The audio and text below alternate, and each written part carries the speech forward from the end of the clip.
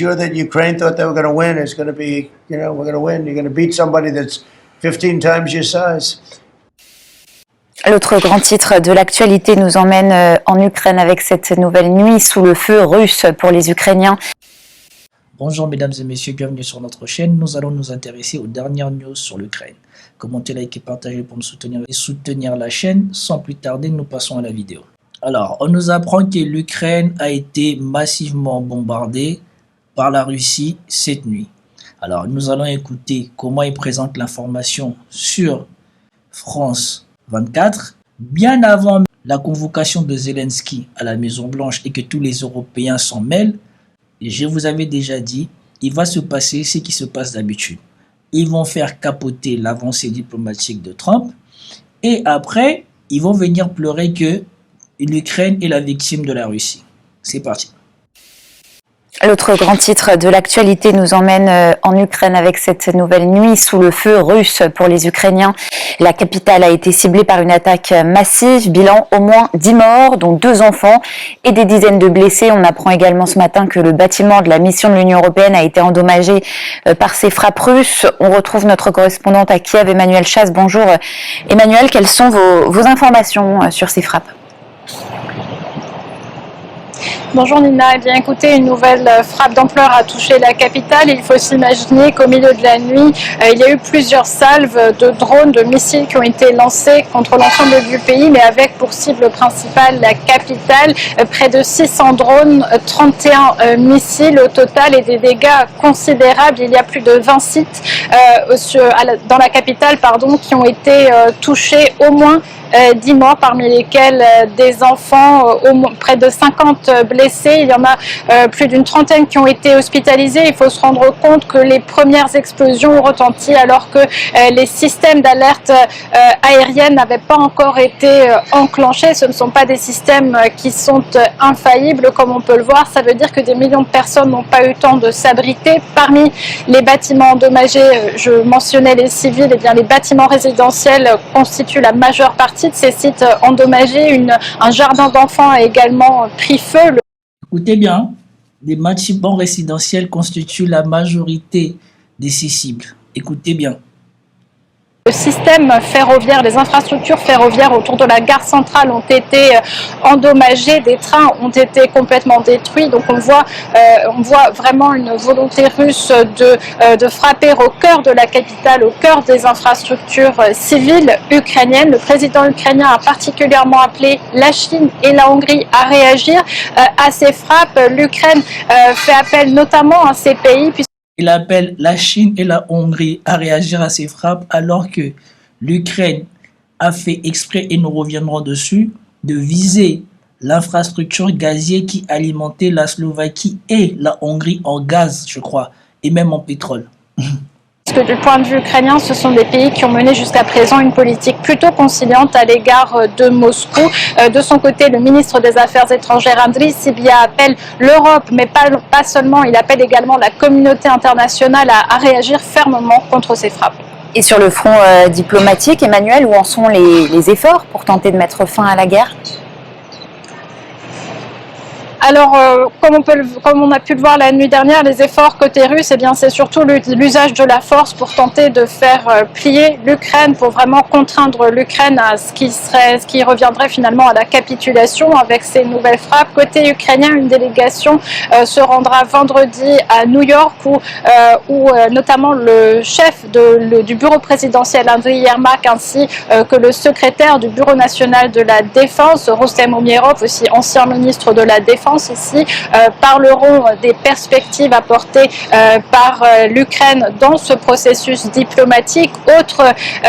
Autre changement au niveau de la diplomatie internationale, Olga Stefanishyna, qui était auparavant ministre pour l'intégration européenne et vice-première ministre, est nommée nouvelle ambassadrice de l'Ukraine à Washington avec 2 mandats clairs, comme l'a annoncé Volodymyr Zelensky en même temps que sa nomination. C'est de proposer un marché aux Américains sur les armes américaines qui pourraient être envoyées à l'Ukraine, mais aussi un marché qui verrait les drones ukrainiens, les technologies drones ukrainiennes proposées aux États-Unis pour la propre défense de Washington. Ok, bon, Maintenant que nous avons écouté la propagande ukrainienne qui, après avoir écouté les Européens, est venu camoufler toutes les propositions et les attentes sur lesquelles les Américains et les Européens commençaient à se mettre d'accord, nous allons débunker la victimisation de l'Ukraine. Alors, c'est parti. Avant ça, on va revenir sur le tweet de Dimitri Medvedev, qui avait déjà annoncé ce qui se passe là. Dimitri Medvedev a tweeté le 19 août à 7 h du matin, heure de Moscou. Voilà ce que Dimitri Medvedev avait tweeté. La coalition des volontaires bellicistes anti-russes n'ont pas réussi à dominer Trump sur son terrain. L'Europe est partie maintenant remercier et faire des courbettes à Donald Trump. La question est de savoir quel refrain le clone de Kiev jouera à propos des garanties de sécurité et de territoire chez lui, une fois qu'il aura revêtu son uniforme vert. Dimitri Medvedev avait déjà vu Zelensky et les Européens, ils savaient déjà ce qui allait se passer parce que c'est ce qu'ils font tout le temps. On revient ici. Ah, écoutez bien comment Zelensky est présenté ici le jour de l'indépendance de l'Ukraine. Et je rappelle que le jour de l'indépendance de l'Ukraine, la Russie a pour l'habitude de ne pas bombarder l'Ukraine. Mais la veille de ça, c'était une date importante en Russie. L'Ukraine en avait profité pour viser les infrastructures énergétiques russes. On s'attendait à ce qu'il y ait des représailles. Malgré ça, les Russes n'ont pas fait de représailles.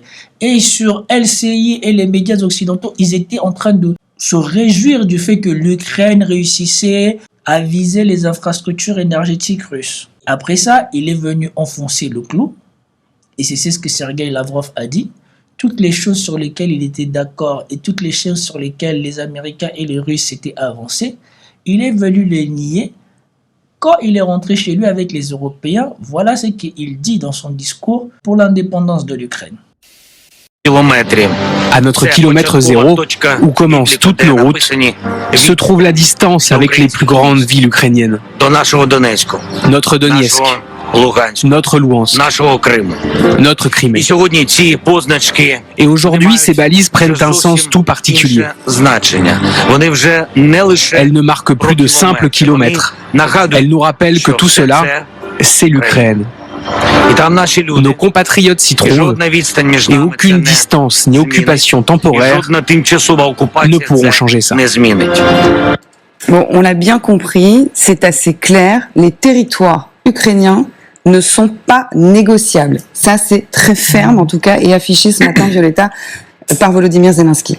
Exactement, la position de l'Ukraine, c'est le gel sur la ligne de front telle qu'elle est actuellement, et ensuite des renégociations, pas de pression et d'exigence intransigeante de la part de Poutine, qui a osé dire que c'était la Russie qui allait assurer des garanties de sécurité à l'Ukraine. C'est vraiment le monde à l'envers quand le pays agresseur prétend venir assurer la sécurité du pays agressé. Et pendant que vous parlez, on voit Voilà. Mais ça, ce sont les conditions de la Deuxième Guerre mondiale. L'Allemagne a vu sa garantie de sécurité ne pas être assurée par les États-Unis. Le Japon n'ont-ils pas réussi à voir leur garantie de sécurité être assurée par les Américains? Mais passons. Toujours est-il que voilà ce que Zelensky il est venu dire. Il est venu dire que la condition pour laquelle on pouvait faire avancer les négociations, il ne l'acceptait plus. En plus de ça, il est venu exiger que, même s'il n'est pas intégré à l'OTAN, que les pays membres de l'OTAN lui garantissent le même mécanisme que l'article 5 de l'OTAN. Donc tout ce que les Russes et les Américains avaient commencé à mettre de côté pour négocier, il est venu tout piétiner. Voilà pourquoi aujourd'hui, les gens commencent à pleurer encore qu'ils sont des victimes. Et on vous a présenté ce qui s'est passé en Ukraine, de la manière dont eux, ils veulent bien vous le faire croire que c'est l'Ukraine la victime. Mais écoutez bien ici Donald Trump qui parle de la réalité de cette guerre et de ce que l'Ukraine a fait. Ici, quand vous l'écoutez parler, vous comprenez bien la position de Donald Trump par rapport à Volodymyr Zelensky.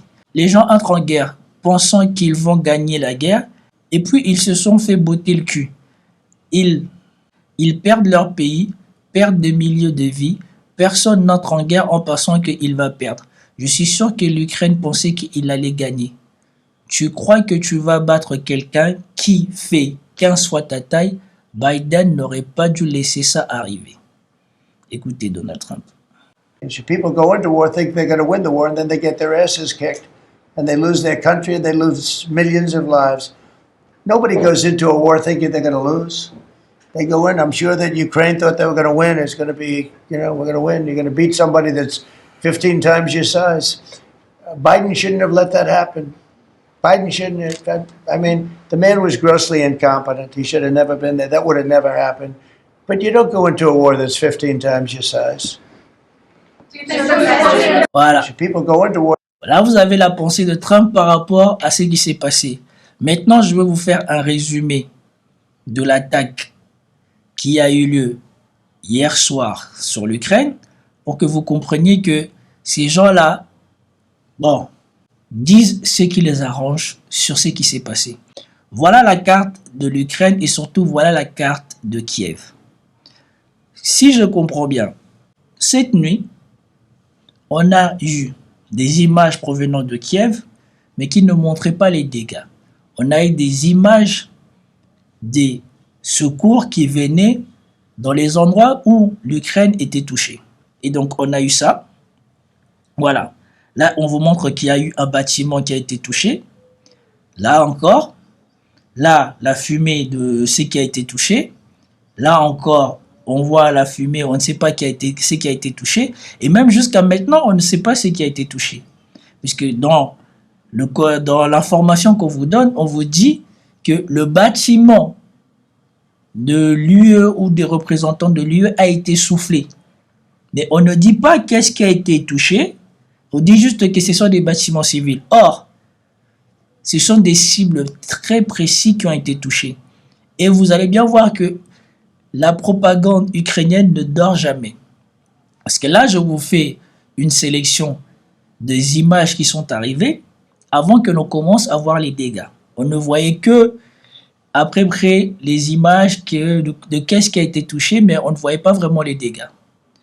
Et donc, on a jusqu'ici, dans toutes ces photos, vous voyez que ce sont les secours qui viennent. Là, on a un camion de pompiers au milieu qui vient secourir les gens. Et plus tard, on aura ici la carte de tout ce qui a été visé. Et je peux vous le mettre en gros ici. Voilà la carte de tout ce qui a été visé en Ukraine. En jaune, ce sont les trajectoires de drones. Vous voyez que voilà, contrairement il y a quelques jours où l'ouest de l'Ukraine était très touché, ici nous avons une concentration de frappes sur Kiev et un peu sur les zones du front. Mais vous voyez que beaucoup de drones sont partis du front et on a des Iskander qui ont été tirés. Donc on a plusieurs Iskander qui ont été tirés vers Kiev. On a quelques Iskander qui ont été tirés. Je ne sais pas c'est où la trajectoire parce que ici vous avez du bleu foncé et vous avez ici le bleu un peu plus clair qui correspondrait à peu près à les missiles hypersoniques, même si les Iskander aussi apparemment seraient des hypersoniques. Le ministère de la Défense ukrainienne dit que sur les 629 vecteurs que les Russes ont tirés sur l'Ukraine, ils ont abattu 563 drones, un missile hypersonique, 7 missiles Iskander et 18 missiles HK ou KH-101. Ça, c'est le résumé de ce qu'eux, ils ont dit. Mais, Military Summary a dit les déclarations du ministère de la Défense ukrainienne ne semblent pas corroborer les faits. Parce que s'ils ont réussi à abattre un missile hypersonique, dans les photos que j'ai retenues ou les captures d'écran, ici on voit une vue de la ville de Kiev. C'est une caméra de surveillance et qui date ici, bien qu'on est le 28 août 2005 à 5h39, à peu près ce matin. Et donc, voilà la caméra et je vous dis que c'est probablement les missiles hypersoniques qui ont touché ce bâtiment. Jusqu'à maintenant, on ne nous dit pas qu'est-ce qu'il y avait dans ce bâtiment, mais il y a eu 2 frappes de missiles hypersoniques Et les frappes ont été extrêmement précises. Et donc moi, quand je vois ça, je me dis, est-ce qu'ils se rendent compte de ce qu'ils disent? Si les Russes sont capables de tirer et d'atteindre un bâtiment avec autant de précision, est-ce que l'Ukraine est vraiment en mesure de lutter contre la Russie ou la Russie se retient? Parce que ça, c'est à Kiev. Kiev, c'est la zone la mieux protégée de l'Ukraine. Et malgré ça, ils ont réussi à tirer 2 missiles sur un même bâtiment. Et donc, voilà, je vais vous agrandir la photo. Voilà la vue. Et voilà, c'est tout ce que l'on voit sur l'écran. Ça vient tellement vite que comparé à l'image de KH-101 que tu peux voir arriver, là, on n'a pas vu arriver. On a juste vu, boum, un blanc sur l'écran. Et boum, après, voilà ce qu'on voit.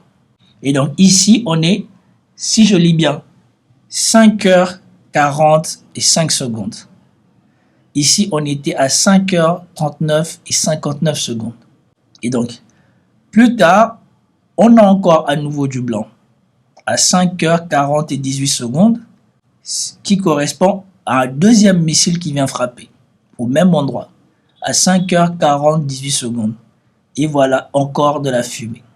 Donc, jusqu'à maintenant, le secret est gardé sur ce bâtiment. Qu'est-ce que contenait ce bâtiment? On ne sait pas. Et regardez bien ici à gauche. Je vais vous l'agrandir. À gauche de l'écran ici, regardez bien. Donc sur la prochaine photo. Pendant que c'est en train de tourner, voilà. Quelques secondes plus tard, là-bas au loin, vous apercevez quoi? Une nouvelle frappe de missile. 5h40 L'Ukraine est encore frappée. Et là maintenant, on vous montre les images des dégâts qui ont été subis. Je ne sais même pas c'est qui les gens qui ont pris ces photos ni quoi que ce soit. On se rend compte que ce bâtiment-ci a été ravagé. Il n'y a plus de toit. Et moi, ce que je me dis, c'est ces gens-là, ils accusent tout le temps, soi-disant, la Russie de vouloir faire des victimes civiles. Mais regardez tous les bâtiments qui sont là et regardez le bâtiment qui a été visé, comment c'est un bâtiment bien précis qui a été visé. Et regardez bien par rapport à ce qui se passe au Moyen-Orient. Ils ont visé le bâtiment, mais ils n'ont pas utilisé de FAB ou de quoi que ce soit pour faire des victimes civiles. Tu vois bien qu'ils n'ont pas voulu faire de dégâts collatéraux ici. Là où on nous dit tout le temps que l'autre pays, donc quand on va commenter la vidéo tout à l'heure de comment ils ont tiré 2 fois sur des journalistes, eux ils font jamais exprès. Il faut des enquêtes. Mais moi je ne comprends pas. Alors qu'ils ont un armement, soit disons qui serait plus précis que ceux de la Russie, et ils arrivent toujours à viser des victimes civiles, à faire des dommages collatéraux et à se tromper de cible. Tandis que les Russes qui sont censés être moins précis, eux sont capables de viser un bâtiment en pleine Ukraine, dans la capitale de l'Ukraine, avec tout leur système, soi-disant d'interception. Et sur tout ça aussi, ça soulève une question. Regardez, depuis que l'Ukraine a soi-disant moins de systèmes anti-aériens, est-ce que vous voyez encore des bavures que l'on voyait avant où on attribuait tout le temps leur tentative d'intercepter des missiles russes qui tombaient sur les victimes civiles aux Russes? Est-ce que vous attendez encore parler de ces bavures? Normalement, si la Russie voulait intensifier, étant donné qu'elle tire encore bien plus de vecteurs sur Kiev, normalement, elle aurait dû faire plus de victimes civiles. Mais, soudainement, les Russes sont de plus en plus précis et il n'y a plus de victimes civiles. Est-ce parce que l'Ukraine a moins de systèmes de défense anti-aérien ou alors n'utilise plus les mêmes systèmes de défense anti-aérien que l'on ne retrouve plus ces bavures-là, voilà, où on retrouvait des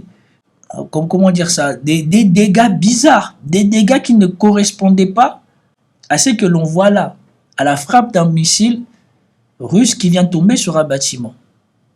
Comme le mensonge qu'on avait menti sur l'hôpital qui avait été soi-disant visé par la Russie. Et donc regardez le bâtiment, comment il est en lambeaux ici maintenant. Vous pouvez voir l'avant-après. Regardez. Là, on l'a un peu moins bien. Mais il y a la deuxième photo. Vous voyez bien que le toit est carbonisé, le bâtiment est carbonisé. Et dans les images qu'on vous montre de soi-disant le bâtiment de l'UE qui serait soufflé, on montre juste le toit de ce bâtiment. Mais on ne montre pas celui-ci en bas.